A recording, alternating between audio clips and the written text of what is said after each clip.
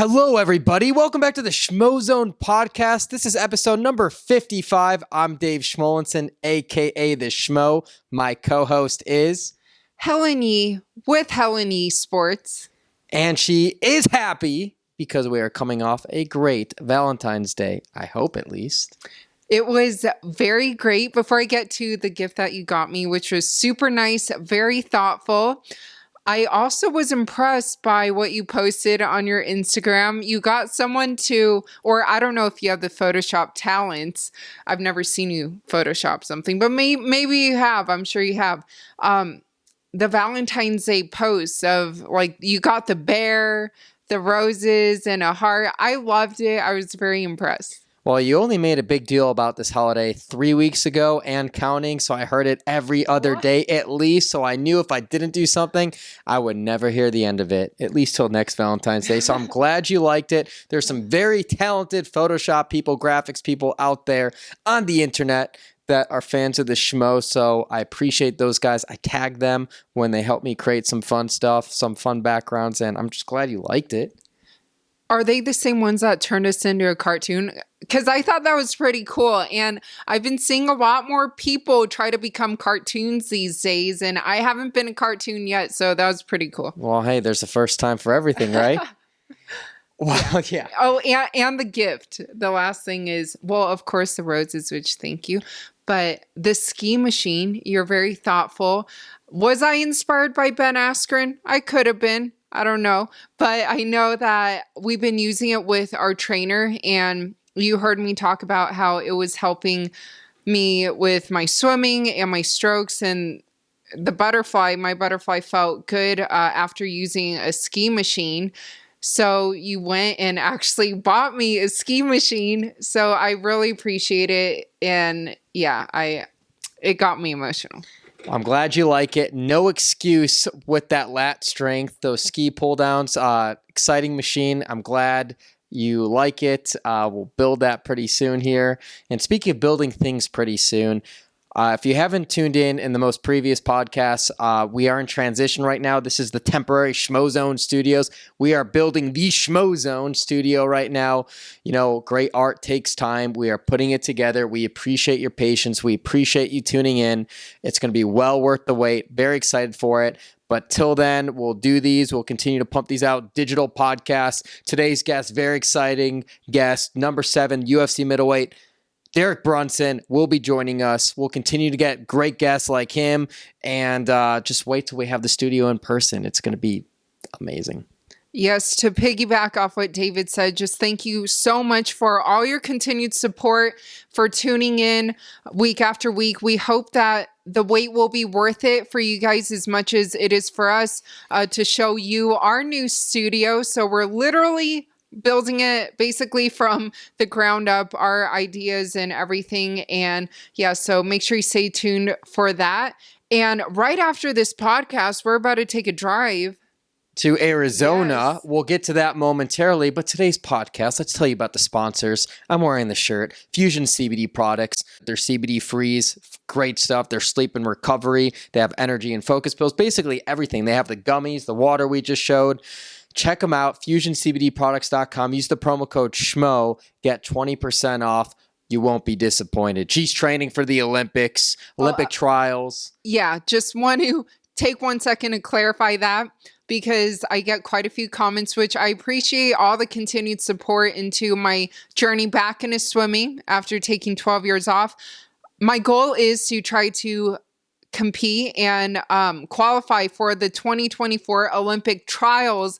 I have a lot of fans who I understand the confusion, who may think, oh, when are you competing in the Olympics? I want to buy a Team USA t-shirt and support you, even though I'm from Canada. I appreciate everyone. Yes, someone said that yesterday, so I appreciate all the love and support. But the first goal is I have to qualify for the Olympic trials.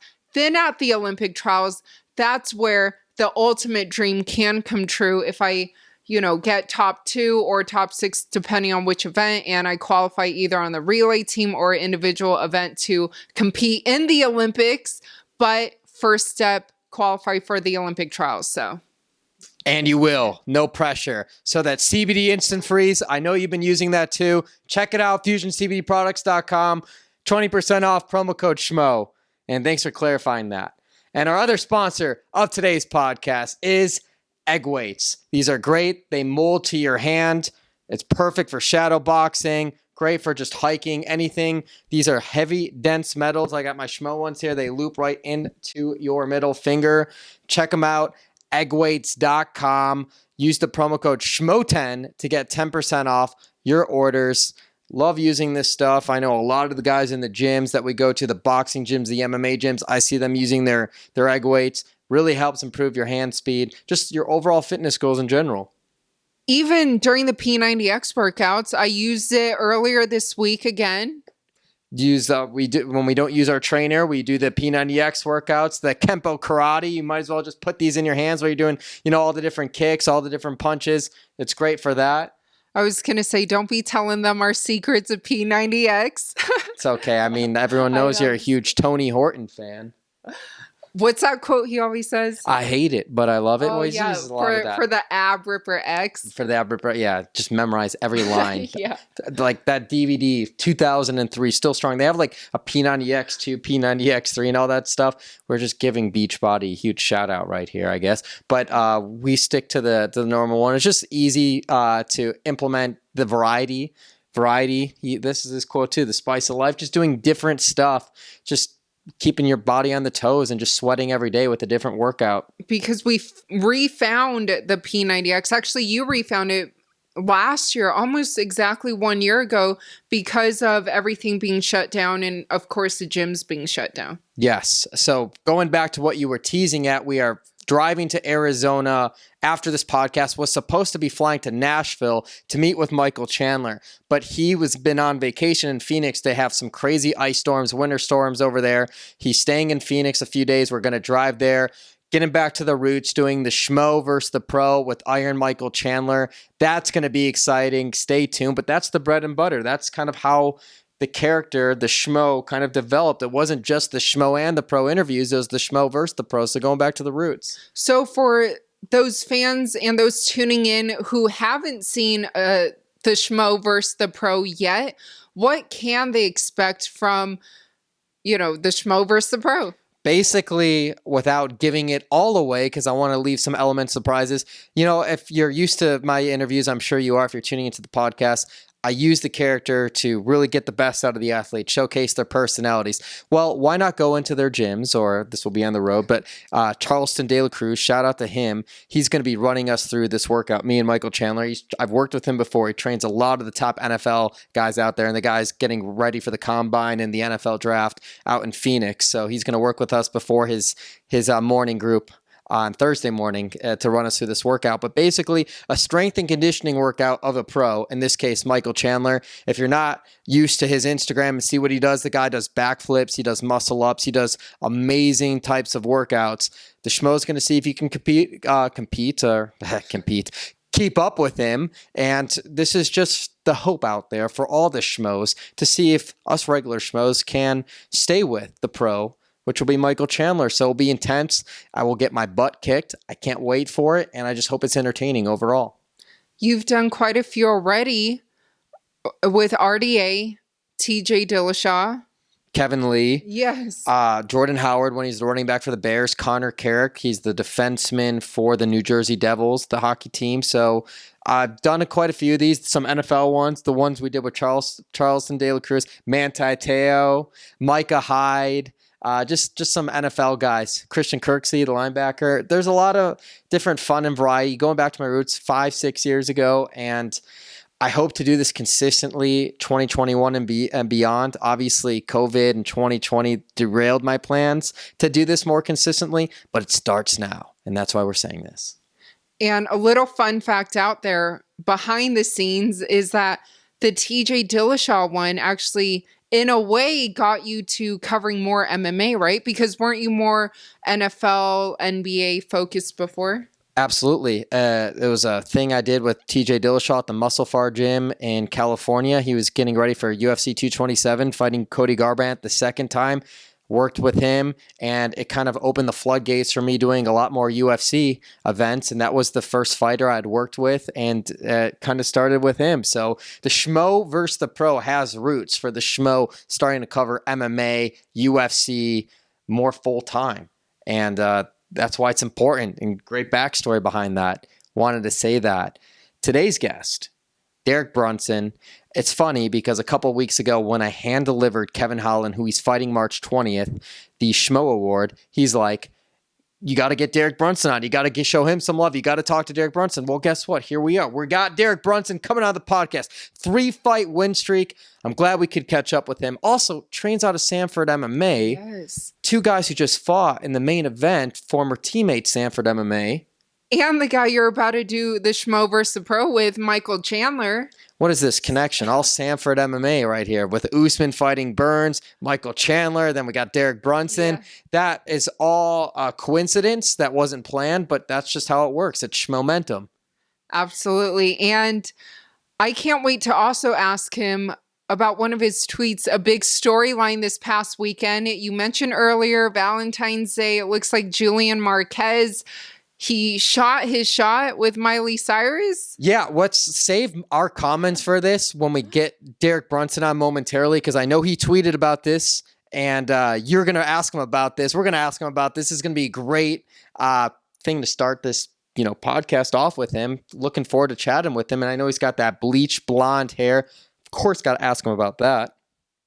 I can't wait. Yeah, let's do this. So, Schmozone episode 55. We're bringing on Derek Brunson. Stand by. 1, 2, 3.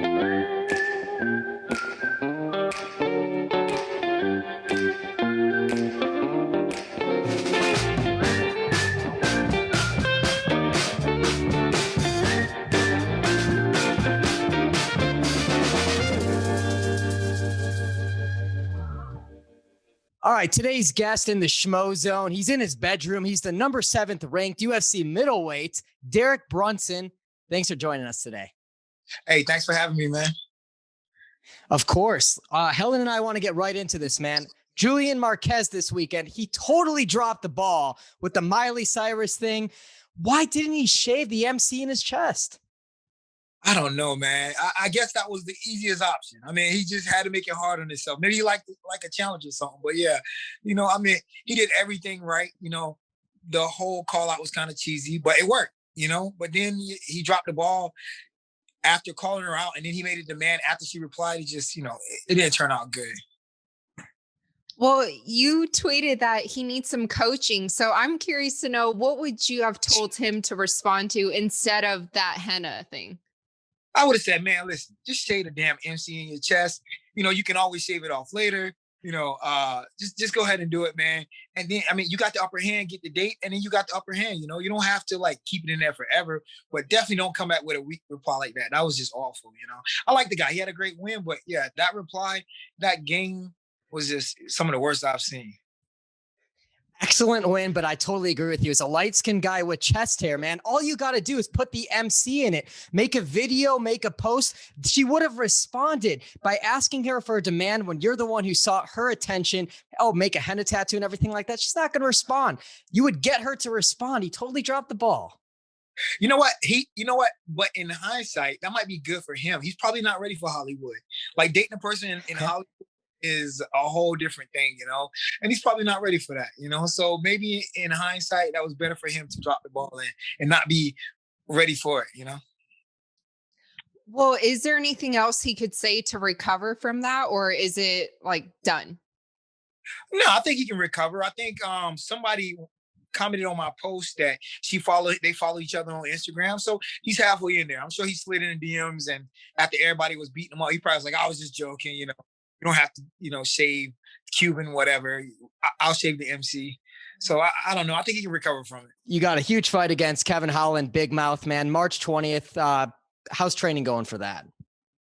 Training's going well. I'm in very good shape already. So, I have 4 weeks to even add to that. So, yeah, it's going to be great for me. I expect him to have one of my better showings of all time. Well, you are riding a 3-fight win streak. You've basically fought the who's in the division. So where would you rank Kevin Holland's skill set amongst those that you've already fought? His set isn't up there with the guys that I fought, but he's a young, hungry guy. He's confident, so that says a lot. Whenever you're confident, having fun, the fans are on your side. You're just riding that momentum. I've seen guys in this sport just being in it for a while. Is that guys are getting the most out of their career. They're performing at a high level, but ultimately, I don't think really their skill set, values that. But sometimes when you're hot, when you're confident, that's what you need at the time. What do you make of all this trash talking? You a fan of that? You against it? You find it funny? You go along with it? What's your stance on that? A little of both. It's funny. It doesn't matter to me. Sometimes I'll talk trash. Kevin Holland's trash talk a little cheesy. It's just like corny, I don't know, 12, 13-year-old, 14-year-old, 15-year-old people would think it's funny. But, I'm cool for the trash talk. He don't really have a legit beef. He's just trying to be funny. So, I just want to know if he's going to think it's funny after the fight. This isn't your first time headlining a main event. You fought the who's who. Helen already mentioned it. The Lyoto Machidas, the Anderson Silvas, and everyone. Who would you say has been your toughest opponent to date so far? My toughest opponents to date was maybe Anderson. He was just a guy who wouldn't give you a lot. He's very meticulous. He has a lot of technique. So he's a guy who's not going to create a lot of openings. So you have to kind of solve that puzzle on the fly, Whereas when I fought him, he wasn't in the prime in his, prime of primes, but he was still a guy who can go out there and put together a good fight. Lyoto too, that's a guy who you have to figure him out. You have to catch him coming in. Early in that fight, it was kind of hard for me to make reads and figure things out. And then I eventually figured it out and caught him on the way in. Well, circling back to Kevin Holland, what did you make of his performance in his win over Jacare? That's a fight. So when kind of freakish things happen, I kind of throw those fights out. I'll be like, oh, that was cool, but I really don't put a lot of stock into it. Like for a guy to get punched from their back, that don't happen much. So it's more of a combination of Jacare relaxing, not having his body in the right position, kind of lollygagging, playing on the bottom. So I really don't, like I said, I really don't put a lot of stock in that fight. I look at the previous fights, where he fought good people. I look at the Brendan Allen fight, who is one of my teammates, where he lost that fight. So those are the fights that I look at. I don't look at when somebody has a quick victory or, a quick finish. I look at the wars and, the longer fights. And he's someone who likes to fight pretty frequently and often. I guess last year he had 5 fights. I guess he says he wanted this fight sooner than March 20th. Did you want to have this fight sooner, or how did March 20th become the date that you two would be dancing together in the octagon? Oh yeah, I want it sooner. I was hoping for mid-February. And I guess, his big mouth puts us in this spot where they want us to main event. So that's where we're at. We got a main event spot and they booked it for later because all the other main events were booked up, and, here we are. And your last fight, your last victory was against the Golden Boy, Edmund Shabazian. He had a lot of hype coming into that fight. You're the veteran. He knocks you off. Then he's inserted himself in the top 10. He's climbing. He could potentially be fighting for a contender. You stopped that hype train. Do you see any comparisons between that hype train and this hype train, or is that totally two completely different things? No, they all hype trains in terms of, the fans riding behind them. I think Shabazian was a little bit more of have a higher skill set, just a better overall fighter. So, but once again, Kevin Holland, he's confident right now. He's believing everything that he's doing.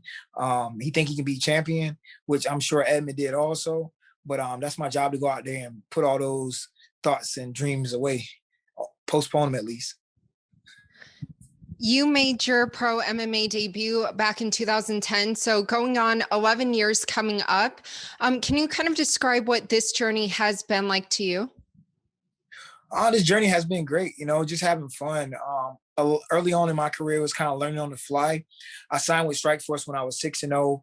I've been in the UFC since 2012, so I never really got the time to learn. So I came out UFC Strikeforce and I made mistakes that people made as amateurs and stuff like that, but I would just happen to be really good early and dominate the regional circuit. And then, I got the call up. But I'm having the most fun that I've had in years, these last 2 or 3 years, I've been really focusing on bettering my craft and just having a lot of fun with training. I have a good camp down at Sanford, and the sky's the limit right now. I wanted to ask you about Sanford MMA. We just had a huge UFC fight. Gilbert Burns, Kamaru Usman this past weekend, former teammates. I asked Kamaru Usman at the post-fight press conference if he can see a day where he can return to training at Sanford MMA. Can you see that happening? Can you see Usman coming back to Sanford MMA and doing some training at some point? I wouldn't mind it. It's funny. I've trained with so many UFC champions, so many top level athletes just with my time in the game. And guys who really stood out was Usman and John Jones. Like John Jones, for all the stuff he do outside of the cage, getting himself in trouble. But when he's in the gym and when he's focused, you're talking about the work that someone puts in the gym, it's like unmatched. And I kind of see the exact same thing with Usman. He come in and get his training. He's there 20, 30 minutes before. He's there 20, 30 minutes after. So those are two guys, that really, like I said, set themselves apart and really train like champions. Like I've trained with GSP and a lot of the guys, but those two guys are definitely different. Who's your GOAT then? Is it John Jones? Is it GSP? Is it somebody else? Who does Derek Brunson consider the GOAT? Well, I guess you'll have to give it to John. Even that fight where he fought Hamill, in today's MMA, that would have been stopped like, I don't know, a whole minute before it was stopped. And it's a shame that you can't go back and review that, because that fight should have been stopped way before a legal elbow was even thrown. Guys not able to get pummeled like that these days. Refs are looking out for fighter safety, which deservedly so. This is a sport. And people deserve to, you're getting punched in the head, you're getting hit. You deserve to go home with your family as least damaged as possible. And if you're in a spot where you're not defending yourself or fighting back, the fight is over at that point. Dana's still trying to overturn that no contest. Then he would be undefeated, John Jones. But let me ask you this. What was the mood like at Sanford MMA leading up to this fight this past weekend? What was the look on Coach Henri Hooft's face? Because obviously he wasn't here in Vegas. He wouldn't corner any of these guys, especially Gilbert or Usman. Both of them he wouldn't corner. What was his mood this week?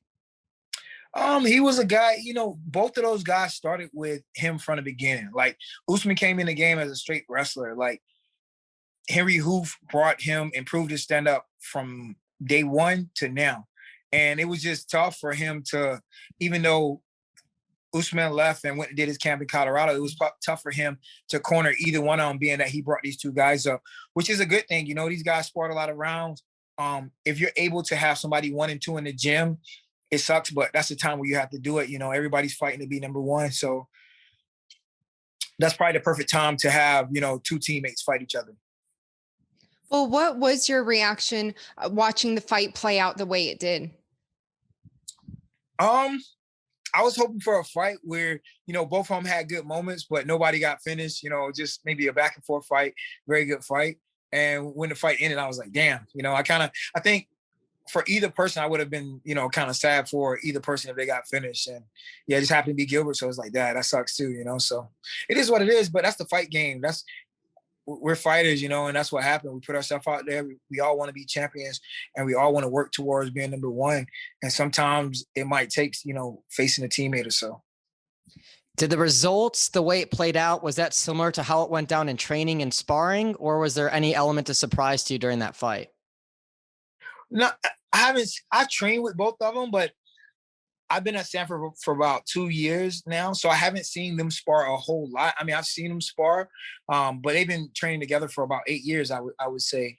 But, training with both of them, I saw both situations. I saw Gilbert, it made sense to me when Gilbert caught him early, and it made sense to me how Usman finished. Both of those guys are very good at what they do, and they go after it. Well, someone else who trains at Sanford, Michael Chandler, his UFC debut, what did you make of his win over Dan Hooker? Oh, that was great. Michael Chandler went out there, brought it. He had the feints going. He is very confident and went out there and got the finish. A lot of people was counting him out. He was an underdog in that fight. And he kind of proved to himself, proved to the fans, that he's really here and he arrived. It's funny, guys come over from other promotions, and it's totally different from fighting other places and in the UFC. Is guys have that extra motivation, and they want to prove something to themselves. They want to prove something to the fans. So when they're able to do that, that's like a all-time amazing high. I want to ask you about the middleweight division. There's some great fights coming up outside of your fight coming up with Kevin Holland. What do you make of Marvin Vettori and Darren Till? Who do you like in that matchup? That's a good fight. That's a very good fight. I mean, if I had to pick just off the top of my head, I might go with Till in that fight. I think it'd be a good fight. It'd be a matter if Marvin can get it to the ground, but he has good stand-up also. So I think it's going to be a war for sure. What about Robert Whittaker and Paulo Costa? That's a good fight too. Both of those fights are like razor close. If I had to pick that one, maybe I think Costa might, get his momentum going back, with a win over Robert Whittaker. I think he'll come out really aggressive and looking to make a statement. Do you think with a victory over Kevin Holland, you'd be fighting one of those guys and you would be one fight away, or I guess 2 fights away from a title fight? Or how do you see your situation playing out in 2021? You never know. You never know. That's always been my goal when I came into MMA's, get top 5, fight for a title, and I haven't achieved that yet. But, with Izzy going up to 205, who knows? He might, if he wins the belt, he might, hey, I like it up here. He might vacate. So it might be the 2 most guys with the momentum going, with the biggest streaks go after, and that'll be a 4-fight winning streak for me versus, a guy that just came off a title fight. So, who knows, man? I'm just out here taking care of my business, and we're going to take what comes after it. Well, you just mentioned about Izzy going up to 205. How do you think he'll do and against someone like Jan? I don't think he have a really good chance. I think he have a really good chance to win the fight. Izzy's a guy who is pretty smart on the feet, but Jan's no joke either. So he might go out there and get it done also. So it's going to be an interesting fight. I'm sure he don't anticipate Izzy coming up a weight class and taking his belt and everything, all the hard work. And, he probably look at it like he can go back to 85. He still have a belt. He come up to 205, take mine. I won't have nothing. So I'm sure he's going to be ready for the fight, and it should be a good fight. A few days ago, Helen interviewed Tyron Woodley, and she brought up Izzy going up to 205. And Tyron said something interesting. He said, why didn't he go up and fight John Jones? It's like he ran up to 205 to fight Jan Blachowicz as soon as John Jones already announced he's going to heavyweight. Do you see it that way, or do you just see it as a situation based on timing? What do you make of that whole feud with John Jones and Israel Adesanya? Do you see that fight happening maybe 2021, 2022? I just wanted your opinion on that. So, no, I don't think it's a thing of he waited for John Jones to go up to 205. It's all about timing. He went and looked good in his previous bouts after John moved up. So then he was like, hey, I achieved this. Let me chase something else, So I think if John was at 205 and he would have dominated Costa like he did, and Cannonier was supposed to be next to fight him. So who would he fight? Whittaker, who he beat already? I don't think that really sells too much. So the next best thing, selling money-wise, marketing-wise, was to go to 205. So I think if John Jones was still there, that would potentially be the fight that would have been next. John Jones just happened to go up a weight class, and here we are. Yeah, man. So you're in Florida right now. You're training. What else are you doing preparing for March 20th that's not involving staying in the gym all the time? Playing some video games. That's what I'm doing right now. Just chilling, playing video games, chilling out, eating. That's it, man. FaceTiming the family. That's pretty much what takes up my time. Just kicking it, chilling. Which video games? Oh, Fortnite. That's the game. That's the game. Oh, Fortnite's is that the one with the dance? The Fortnite dance? Yeah, that's the one with the dance. Yeah. Mad disrespectful. Just shoot somebody up and then dance on them. So, yeah. Can you do that dance? No, I'm working on it. I'm working on it. Okay. So you got the blonde hair. Is that going to be the theme moving forward throughout the end of your career, or is it just a temporary thing? Why blonde? I think it's going to be the theme. Maybe we're going to ride with it for a little bit. We'll see how it goes. I just want to switch it up, try something new. And this was what I came up with, and just been rocking it. We see the red, we see that, we see blues, but how come no one does green for money? Why doesn't anyone have green in their hair for money? Green might be tough to pull off. I don't know. But yeah, yeah, makes sense. Put a little dollar sign in there, a gold dollar sign with green hair. How about you do it? I would put the line of money in my head, 100%. Just because you said that, I'll prove a point. I'll do that. Maybe we'll do that for your fight, March 20th. All right. Do the green. All right, do the green. Oh, the green. I was talking about the money sign. Nah, The you gotta green? do the green with the money sign. Oh. Okay. You know what? Maybe we could do that. How about, okay, we'll do that. Fuck it. We'll do it. We said it. Can we get a final thoughts message for the Derek Brunson fans out there across the world? Oh man, it's been a great ride. You know, like I said, I'm enjoying MMA more than I ever have in the past. I really feel like I'm coming into my own. So I appreciate everybody that's been supporting me throughout this whole ride. And, you know, I'm going to cap it off right and ultimately get that title shot. He's Derek Brunson, the number 7 middleweight in the world, the Schmozone podcast, episode 55. We are out. See ya.